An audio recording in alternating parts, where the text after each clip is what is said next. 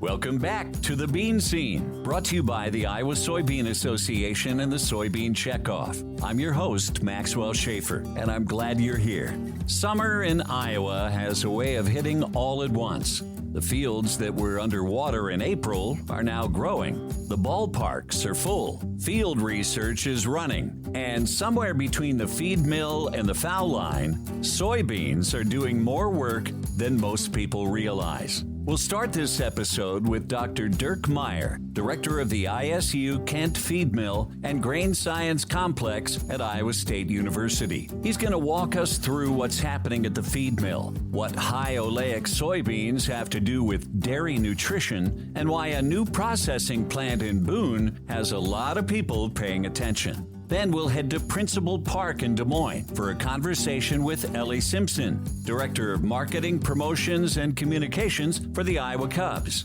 Elly is going to help us connect two things Iowa does better than just about anywhere else: growing soybeans and bringing people together at the ballpark.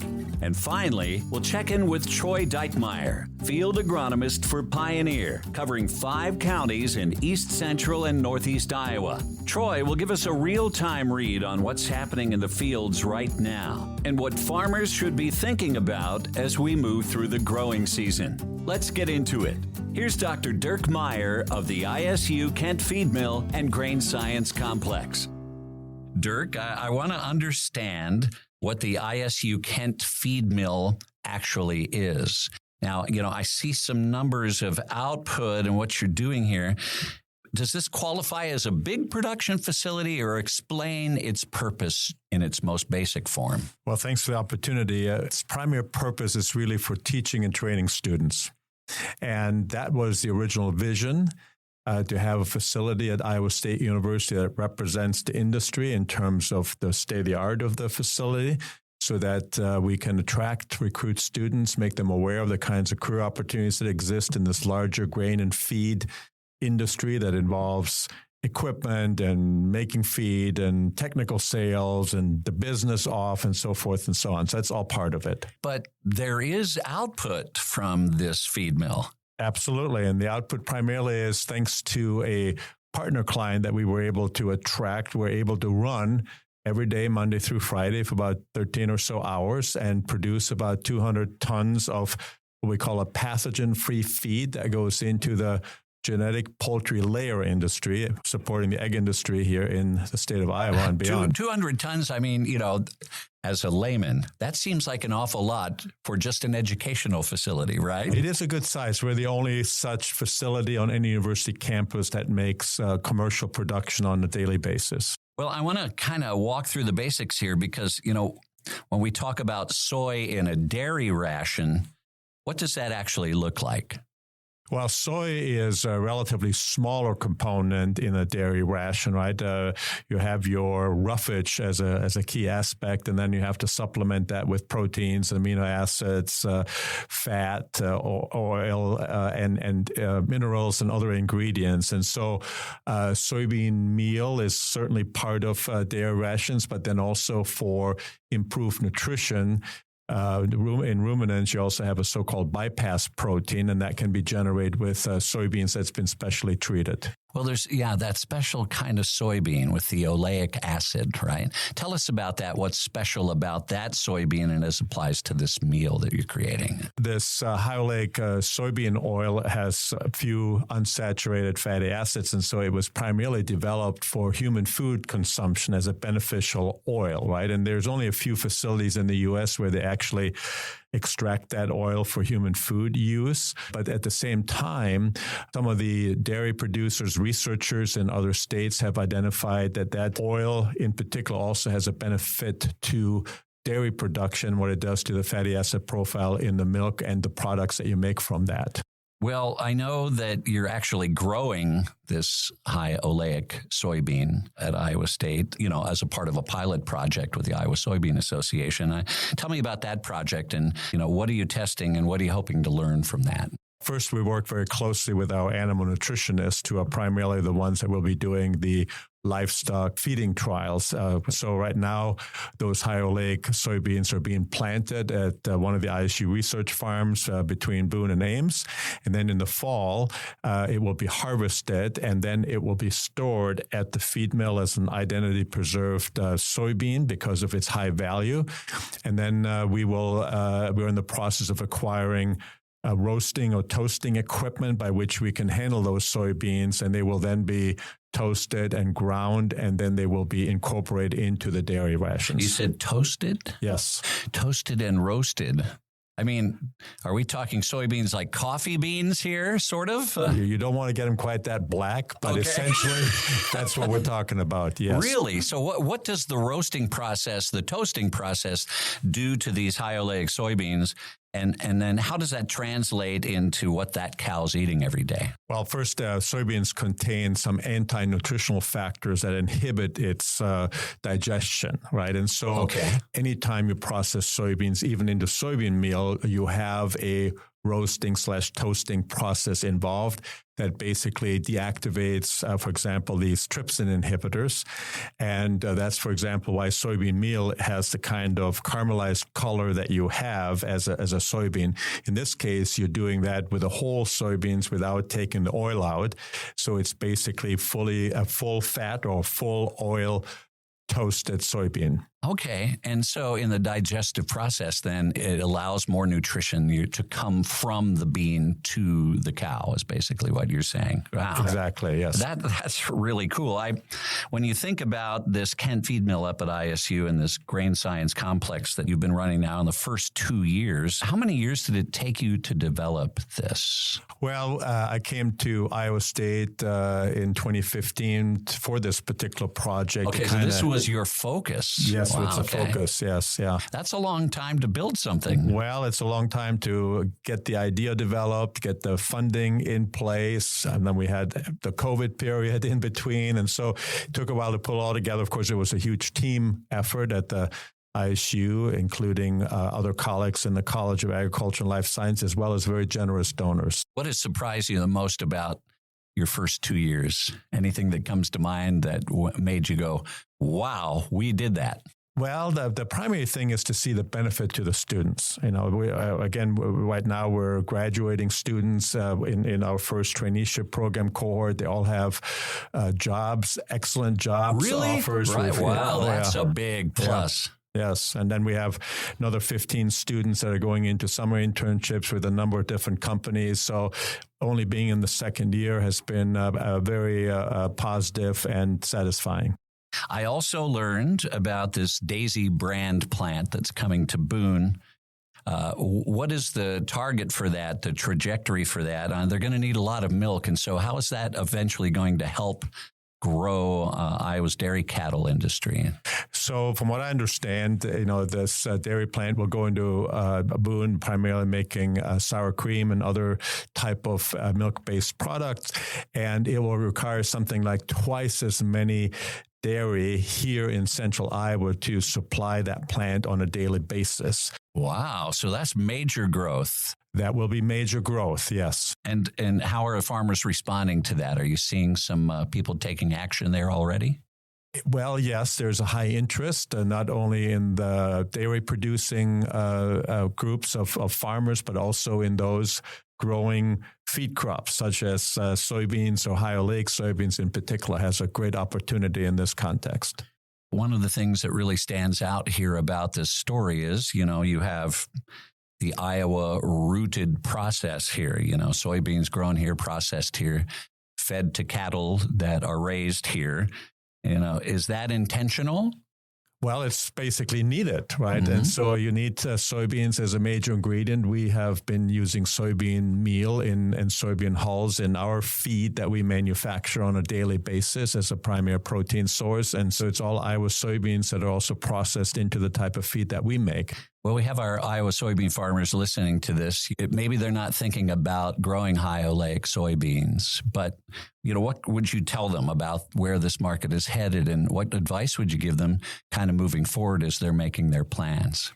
Well, I would certainly explore the possibilities, inform yourself. And Iowa Soybean Association is providing great leadership, brought this opportunity to us. It's giving us some funding in order to do some applied research demonstration trials with dairy. We're also looking at extending that into some of the other species, again, with colleagues in animal science. And I think it's definitely worth continuing to work on that because this plant is coming, this plant is being built, and so the demand for feed and ingredients is increasing in this particular part of Iowa. What do you see in the next 2 or 3 years, from your work there at the Kent Feed Mill and Grain Project there? Well, we expect to continue to grow not only the student numbers in terms of gaining the type of experience that the students are getting through the traineeship program, which is supported by the industry in terms of companies recruiting students and hiring them for internships and employment. We see a further expansion of making rations for our animal science farms at ISU with regard to meeting the various needs, which we've been only able to implement because we recently had received a bulk trailer for feed delivery. And then the other big aspect is we continue to work very closely with Iowa Soybean Association and U.S. Soybean Export Council, bringing international visitors here to Iowa, including some that are coming here for courses to be trained in our facility to build our markets, expand our markets, defend our markets overseas. Fantastic. Well, kudos to you and your team up there. It's pretty an amazing story. Thank you so very much for the opportunity. That was Dr. Dirk Maier, director of the ISU Kent Feed Mill and Grain Science Complex at Iowa State University, where Iowa-grown soybeans are fueling the next generation of students, supporting a third of the world's commercial egg genetics, and now helping lay the groundwork for a major dairy expansion right here in central Iowa. Now, we're headed to the ballpark.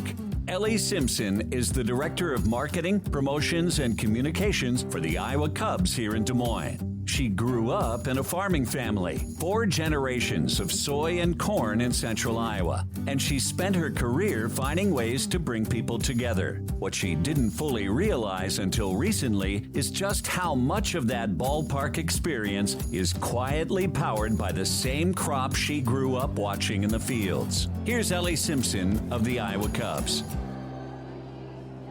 All right, so here we go, headed into summer. Principal Park is on fire. How's the season feeling so far for you? The season's been feeling really good so far. We have some great events coming up here on the books, a lot of great baseball ahead of us still. The weather has not really been in our favor, but I think that's starting to turn, and we're about to see some beautiful 80-degree weather days, perfect for a ball game. Early in the season, the baseball fans, they're willing to brave that, but and when the heat of summer comes, boy, this place is on fire day and night. And you run marketing, you run promotions, communications for the Cubs. I want to kind of get a sense, what's your philosophy when it comes to the fan experience at the ballpark here? At the root of it, it's finding ways to make memories for fans. We can't control what happens on the field as much as I wish I could. I can't control the outcome of the game. So we come up with ways to create those moments, if you will, for fans, whether it's bringing in mascot characters, a band, a giveaway item, a theme night where you feel immersed in what's going on around you. That's really the heart of it all.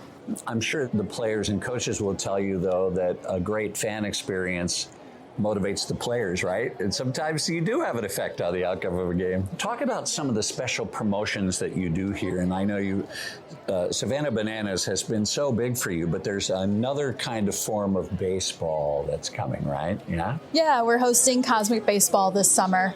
So think baseball under black light. So if you've ever been to a bowling alley when they dim the lights and they turn on the black lights and everything's glowing, take that framework, but put it into baseball. You will have some singing and dancing and some fun being had, but it's still the form of baseball, too, in a new way. And almost every game has sort of a theme promotion. What are some of your favorites that you like to do for the fans? Yeah, one of our more popular ones is Star Wars Night. So we're bringing that back this year for a 3rd season. That is June 5th, so it's coming up here really fast. It's honestly one of my favorites that I look forward to just because I am a Star Wars fan. Yeah. And I have my hands deep in the planning process of what this night looks like. So it's really fun for me on my end. Absolutely. Well, this is something that I didn't know about you till we decided we were going to have this conversation with you, is you grew up in a farm family. I did. Tell us about that. Yes, I believe I have 3 to 4 generations of farming in my lineage. And so my farm is smack dab in the middle of central Iowa. We've primarily done soybean and corn, actually. I still have uncles that farm the land today, and we've downsized over the years, but it's still in the family.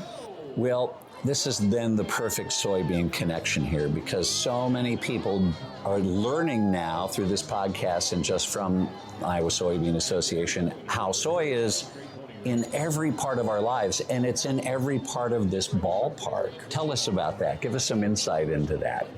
I guess personally even, I knew soy was in a lot of things, but I didn't realize how deep it actually went. It's almost everywhere that even fans touch. So it's in the seats, it's in the materials the seats are made out of. It's in the wall pads along the outfield wall. I believe our paint also has soy in it too, the paint that you see on the field. So it's kind of sprinkled throughout everywhere, and as well as in our concession stands too. What's cooking in the high oleic soybean oil here at the ballpark? With our concessions this season, we've actually redone several concession stands on the concourse. And so, for example, we have now a concession stand called 515 Tenders, and it's all dedicated to chicken. So baskets of chicken, specialty food items, unique things here and there. So it's all chicken, all French fries, all the goods. Funnel cakes. Hello. Oh yeah, we got those still in the concourse. Of course, we got hot dogs, and I think we also now have mini corn dogs, which was new to me. I was so excited when I saw a fan with those earlier this week. Okay, that's great. A lot of good things in our concourse right now.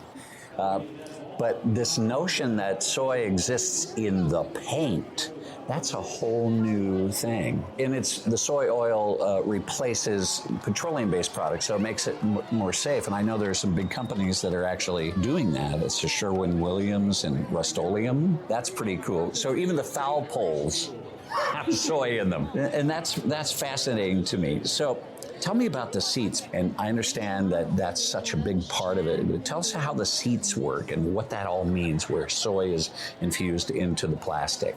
Yeah, so our ballpark capacity at the ballpark is roughly 9,500 seats, give or take a few here and there. And I also want to say, correct me if I'm wrong, someone, but these seats are the original from when the ballpark was created. So we can get specific about that outfield wall. That is soy as well. And can you tell us a little bit about the products that make that outfield wall? Yeah, so our outfield wall does use a soy-based laminated plywood, which I don't think anyone would know when you look out to the outfield, right? Because there's some padding. Actually, with our outfield, there's 2 layers. So the bottom layer has that padding to protect the players if they're about to run into the wall trying to make that catch. And then the upper layer is solid, so there's not an additional layer of padding, but it's all of that internal plywood as well. And our behind home plate also has elements of that plywood. And I love that it's an investment with soybean farmers with Columbia Forest Products. And so that's, something people can put in the back of their mind, maybe research that. 100 million panels of this plywood are used across venues all across the country. That's amazing to me. When we think about how many ballparks, softball fields, different stadiums there are, yeah, that's a ton of plywood right there. I love it. The wall, the ball hits, the padding that catches it, and the wall that the players run into when they're making a great play in the outfield. I love that. That's fantastic. So what does it mean to you as coming from a farm background, how these two worlds overlap here at Principal Park? What kind of message you want to send out to the farmers that are listening right now who may not understand just how far-reaching the soybeans that they're growing go? What does that connection mean to you? Yeah, coming from a farming family, I grew up on our family farm when I was much younger. No pun intended, but I've always felt connected and had the roots back to farming. I didn't spend a ton of time personally in the fields, but I've always felt connected to it. In my professional career, I've touched farming in several different ways, working at a marketing agency for a ag client to now working here at the ballpark where there is soy incorporated in several different areas. It kind of tells me I'm on the right path with my life of just still feeling rooted and grounded to where I started and to where I'm going.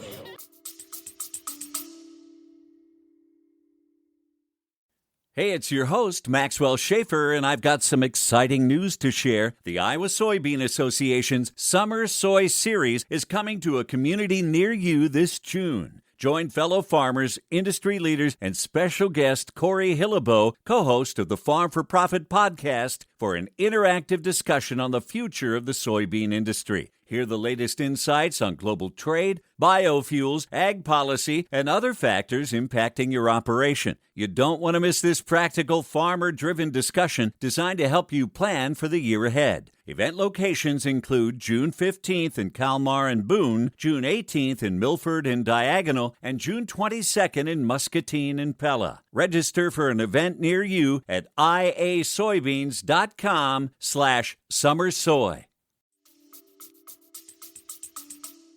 What kind of advice would you give to young people that want to get into the ag business and all the various facets of it? I would always just say just remain curious about everything. I think curiosity takes you a lot of different ways in life and asks a lot of questions. The summer is here, and of course the park is open, and you have a lot of big nights ahead. Give us a preview of some of the stuff that people can put on their calendars that you want to come out and experience here at the iCubs. Yeah, the first that come to mind, we talked about Star Wars Night already. We are also doing a 2016 World Series celebration.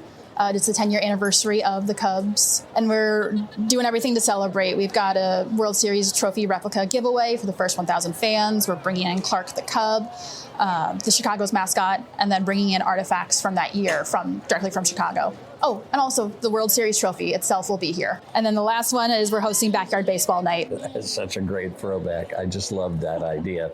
So obviously Iowa is known for farming. We have the Field of Dreams. You know, baseball is a prominent part in the summer here in Iowa. We're so lucky to have the Iowa Cubs here, and that means a lot to baseball fans around here, particularly Cubs fans as well. But the two worlds overlap, farming and baseball.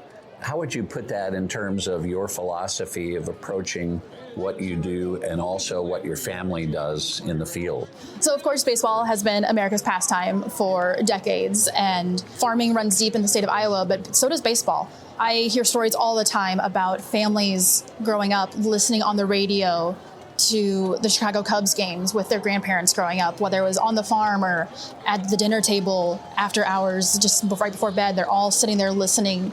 I hear so many stories from fans growing up that way, and it takes you back to your roots and where you're from and how people are exposed to the Chicago Cubs. And then, of course, we have the Field of Dreams. That all really just truly ties it all in together, too, because we are the heart of America with our farmers here, and baseball is the heart of America as well. That was Elly Simpson of the Iowa Cubs at Principal Park, where the seats, the walls, the paint, and the fryers are all doing their part for Iowa soy. And if you haven't been out to a game yet this summer, Cosmic Baseball is coming to Principal Park on July 18th. Look it up. It's exactly what it sounds like. Now, from the outfield to the farm fields. This year marks Pioneer's 100th anniversary, a century of agronomic research, on-farm relationships, and adapting to whatever the growing season throws at farmers. And this season has thrown plenty. Troy Deutmeyer has been a field agronomist with Pioneer for 19 of those 100 years, covering 5 counties in east central and northeast Iowa. He also farms his own 400 acres. Continuous no-till, covered crops, and a couple of hog buildings he'll tell you about himself. We caught up with Troy over Zoom to get the latest, most timely update on field conditions. Here's Troy Deutmeyer, field agronomist for Pioneer. I want to get a little background from you, Troy. Who you are, what your day-to-day looks like as a field agronomist. And I want to also talk about your 400-acre farm that you work. So let's get into it. What does your day look like as a field agronomist?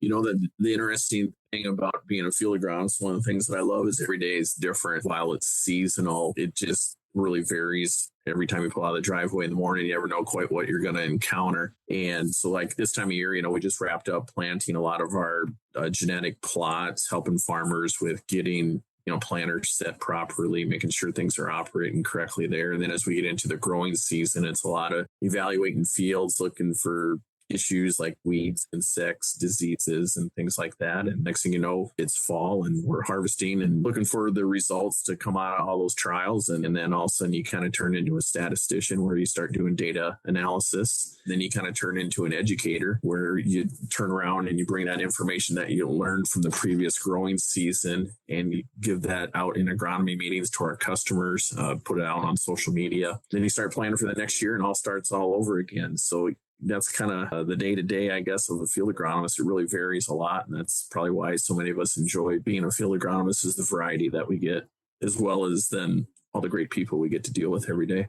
You're out in East Central and Northeast Iowa every day. What are you seeing right now, and what do farmers need to pay attention to as we head into June? Right now we're actually, even though it's almost the 20th of May, we're just wrapping up planting here. We had a pretty wet March and April, and so we just have crops just starting to emerge. And I really encourage customers or even, any farmer to get out there and evaluate their stand. And the one thing that we have learned here over the past 20 years is if we want to achieve these high yields, we have to have very uniform emergence and spacing within plants, not just in corn, but soybeans as well.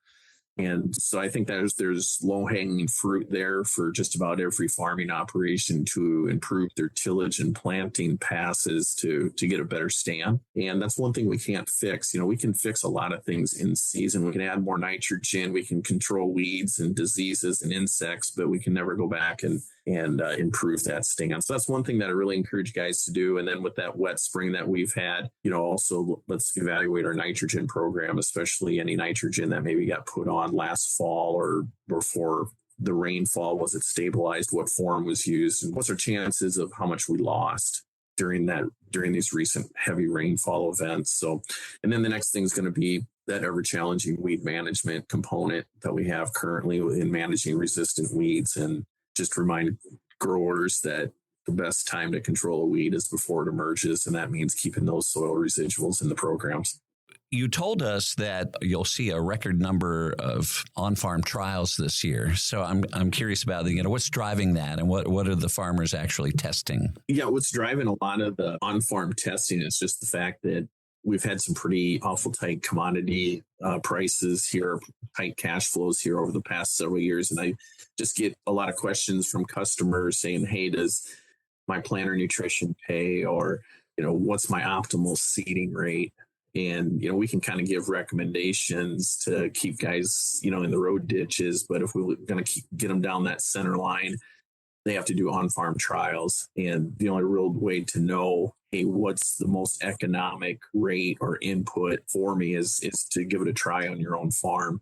So some of the things that we're really focusing on is, like I mentioned, corn and soybean seeding rates, nitrogen rates, using your normal rate plus or minus 30, doing some trials there. Maybe it's corn rootworm insecticide on top of the trait, or maybe you don't need that. And then, really looking at that nutritional component where we're taking soil tests in some of these high yielding areas and low yielding areas and comparing, okay, the amount it's going to cost us to change the soil fertility. Are we going to get enough yield to make that profitable, and test that, over multiple years to see on any of those components, where the profitability lies. And that's really what's driving a lot of on-farm research is if we're going to be competitive and tight margins like this, we've got to make sure that we're scrutinizing every input. So Pioneer celebrating its 100th anniversary this year. That's quite a milestone. And, you've been there for a fifth of that. How does that make you feel?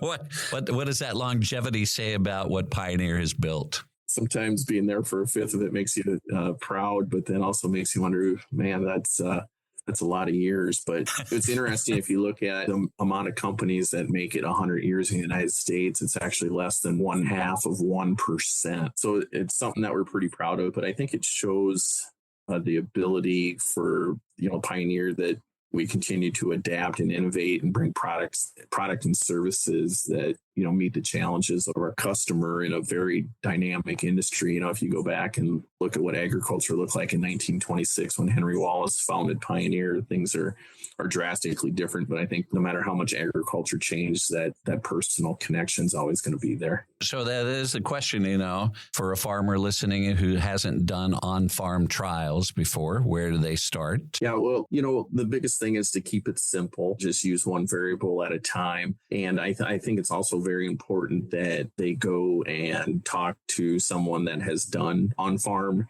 research. And a great example of that is the Iowa Soybean Association has the Research Center for Farming Innovation. They've done a lot of excellent research over the past years. They could talk to the local Pioneer sales rep on how, we implement some on-farm research. But I think that's the biggest thing is to get involved and bring people in that have already done it.